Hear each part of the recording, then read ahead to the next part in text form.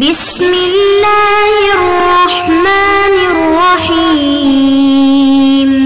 بسم اللہ الرحمن الرحیم۔ السلام علیکم ورحمۃ اللہ وبرکاتہ۔ عزیز طلبہ، آج التبیان فی علوم القرآن کا سبق نمبر 39 ہے، اور اس سبق کے اندر ہم اس بات کی وضاحت پڑھیں گے کہ کیا 7 حروف سے مراد 7 قراتیں ہیں۔ دراصل یہاں پہ مصنف رحمہ اللہ تعالی نے 2 اشکالات کا جواب دیا ہے، 2 شبہات کا جواب دیا ہے۔ ان شبہات کو پہلے ذکر کیا ہے اور پھر ان کا جواب دیا ہے۔ پہلا شبہ یا پہلا اعتراض یہ ہے کہ بعض حضرات فرماتے ہیں کہ 7 حروف سے مراد 7 قراتیں ہیں۔ مصنف رحمہ اللہ تعالی نے اس قول کے باطل ہونے کی کئی وجوہ ذکر کی ہیں کہ یہ قول جو ہے کہ 7 حروف سے مراد 7 قراتیں ہیں، یہ کئی وجوہ کی بنا پر باطل ہے۔ یعنی جو قرآن کریم کے بارے میں آیا ہے کہ انزل القرآن علی 7 احرف، قرآن کو 7 حروف پر نازل کیا گیا، تو اس سے مراد 7 حروف سے مراد 7 قراتیں ہیں۔ اس قول کے باطل ہونے کی وجوہات میں سے پہلی وجہ جو مصنف نے ذکر کی ہے وہ یہ ہے کہ وہ فرماتے ہیں کہ آپ کے اس قول کی وجہ سے یا آپ کے اس قول کے مطابق آپ صلی اللہ علیہ وسلم کا جو ارشاد ہے انزل القرآن علی 7 احرف، یہ ائمہ 7 کے پیدا ہونے تک فائدے سے خالی رہے گا۔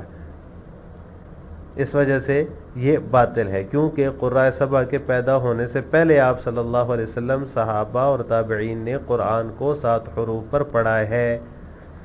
تو لہٰذا یہ کہنا کہ 7 حروف سے مراد 7 قراتیں ہیں، وہ جو ان قراء سے منقول ہیں جو کہ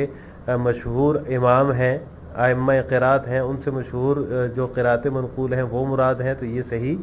نہیں ہے۔ دوسری وجہ اس کے باطل ہونے کی یہ ہے کہ حروف 7 قرات 7 پر عموم مطلق کا درجہ رکھتے ہیں، کیونکہ 7 حروف ان قراءات کو بھی شامل ہیں۔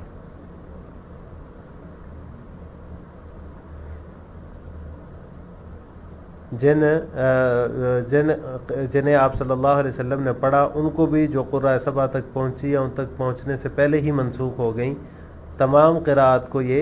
شامل ہے، خواہ وہ صحیح ہوں، منکر ہوں یا شاذ ہوں۔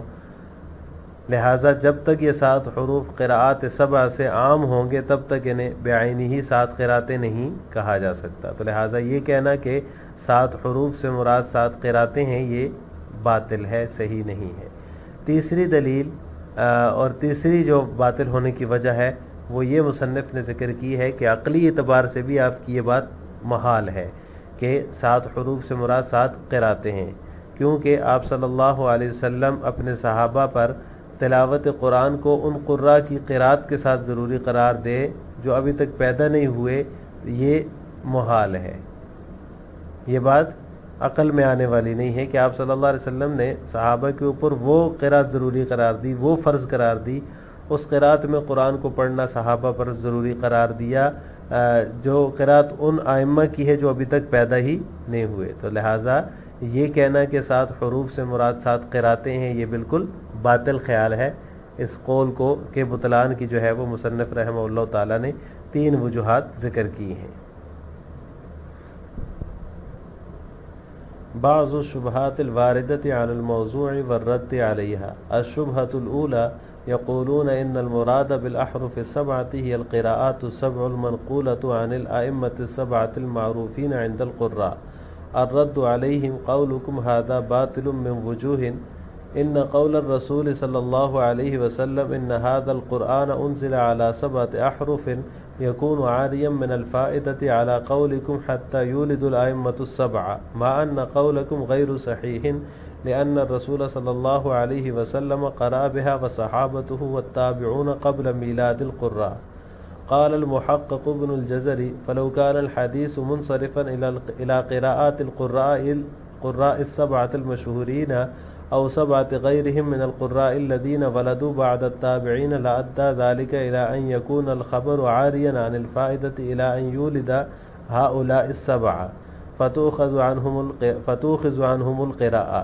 وأدى أيضا إلى أنه لا يجوز لأحد من الصحابة أن يقرأ إلا بما يعلم أن هؤلاء 7 من القراء إذا ولدوا وتعلموا اختاروا القراءة به، وهذا باطل، إذ طريق أخذ القراءة أن تؤخذ عن إمام ثقة لفظا عن لفظ إماما عن إمام إلى أن يتصل بالنبي صلى الله عليه وسلم. إن الأحرف السبعة أعم من القراءات السبع عموما مطلقا لأن الأحرف السبعة تشمل القراءات التي قرأ بها الرسول صلى الله عليه وسلم وتشمل أيضا ما وصل إلى هؤلاء القراء السبعة وما نسخ قبل أن يصل إليهم وتنتظم جميع القراءات صحيحها ومنكرها وشاذها. فما دام أن الأحرف أعم من القراءات فلا تكون هي نفس القراءات. من المحال عقلا أن يفرز الرسول صلى الله عليه وسلم قراءة القرآن على صحابته بقراءة القراء الذين لم يخلقوا بعد وهذا الرأي باطل.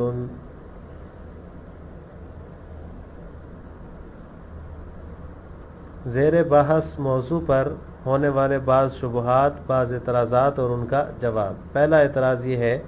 کہ بعض حضرات کا کہنا ہے کہ 7 حروف سے مراد وہ 7 قراتیں ہیں جو قراء حضرات کے ہاں 7 معروف ائمہ سے منقول ہیں۔ اس اعتراض کا جواب یہ ہے کہ آپ کا یہ قول جو ہے وہ کئی وجوہ کی بنا پر باطل ہے۔ پہلی وجہ یہ ہے کہ تمہارے قول کے مطابق تو آپ صلی اللہ علیہ وسلم کا ارشاد ان ھذا القرآن انزل علی 7 احرف کہ بے شک یہ قرآن جو ہے وہ 7 حروف پر نازل کیا گیا ہے، یہ جو فرمان ہے ائمہ 7 کے پیدا ہونے تک فائدے سے خالی رہے گا، مگر آپ کا یہ قول صحیح نہیں ہے، باطل ہے، کیونکہ آپ صلی اللہ علیہ وسلم کے صحابہ اور ان کے بعد تابعین رحمہم اللہ نے ان مذکورہ قراء حضرات کے پیدا ہونے سے پہلے قرآن کو ان 7 حروف پر پڑھا تھا۔ قال المحقق ابن الجزری، محقق ابن جزری رحمہ اللہ تعالی فرماتے ہیں کہ اگر یہ حدیث سے مبارک 7 مشہور قراء یا ان کے علاوہ دوسرے ان قراء کرام کی قراتوں کی طرف راجع ہو جو تابعین کے بعد پیدا ہوئے تو یہ اس بات کا سبب بنے گی کہ حدیث ان 7 ائمہ کے پیدا ہونے تک، حدیث ان 7 ائمہ کے پیدا ہونے اور ان سے علم قرات حاصل کرنے تک فائدے سے خالی رہے، اور یہ اس بات کا بھی سبب بنے گی کہ ہر صحابی کے لیے صرف اسی قرات پر پڑھنا جائز ہوگا جس کے بارے میں اسے علم ہو کہ یہ 7 قراتیں جو ہے یہ ان کو یہ معلوم ہو کہ یہ 7 قراء جو ہیں جب پیدا ہوں گے اور علم قرات حاصل کریں گے اور تو وہ اس قرات کو اختیار کریں گے، اختیار القراءۃ بھی، تو وہ اس قرات کو اختیار کریں گے۔ وہذا باطل، یہ بات باطل ہے، کیونکہ قرات کا جو حصول ہے اس کا طریقہ یہ ہے کہ اسے کسی ایسے امام سے، ثقہ امام سے حاصل کیا جائے جس نے کسی دوسرے امام سے اسے جو ہے وہ اس علم کو لیا ہو، اور یہاں تک کہ سند آپ صلی اللہ علیہ وسلم تک پہنچ جائے۔ دوسری بات یہ ہے کہ حروف 7 جو ہے یہ قراءات 7 پر عموم مطلق کا درجہ رکھتے ہیں، کیونکہ 7 حروف ان قراءات کو بھی شامل ہیں جنہیں آپ صلی اللہ علیہ وسلم نے پڑھا، ان کو بھی جو قراء 7 تک پہنچی یا ان تک پہنچنے سے پہلے ہی منسوخ ہو گئیں۔ وَتَنْتَظِمُ جَمِيعَ الْقِرَاءَاتِ صَحِيحِهَا وَمُنْكَرِهَا وَشَاذِهَا، بلکہ تمام قراءات کو شامل ہیں، خواہ وہ قراءات صحیح ہوں، منکر ہوں یا شاذ ہوں۔ چنانچہ جب تک یہ 7 حروف قراءات 7 سے عام ہوں گے تب تک انہیں بعینہ ہی 7 قراتیں نہیں کہا جا سکتا۔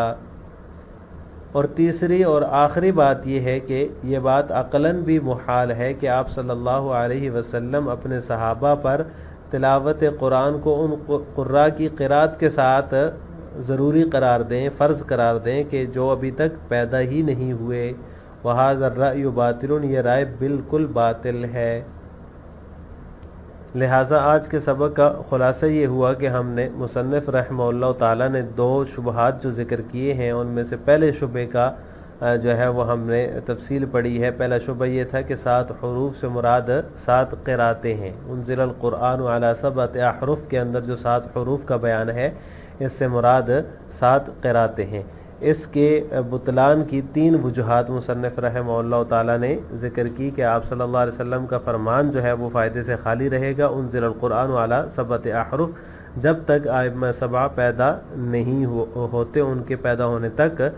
جب تک وہ پیدا نہیں ہوئے ان کے پیدا ہونے تک جو ہے یہ فائدے سے خالی رہے گا۔ اور دوسری بات یہ کی کہ حروف 7 قراءت 7 پر عموم مطلق کا درجہ رکھتے ہیں، اور یہ ان قراءات کو بھی شامل ہے جنہیں آپ صلی اللہ علیہ وسلم نے پڑھا، اور ان کو بھی جو قراء 7 تک پہنچی یا ان تک پہنچنے سے پہلے ہی منسوخ ہو گئیں، ان کو منسوخ کر دیا گیا۔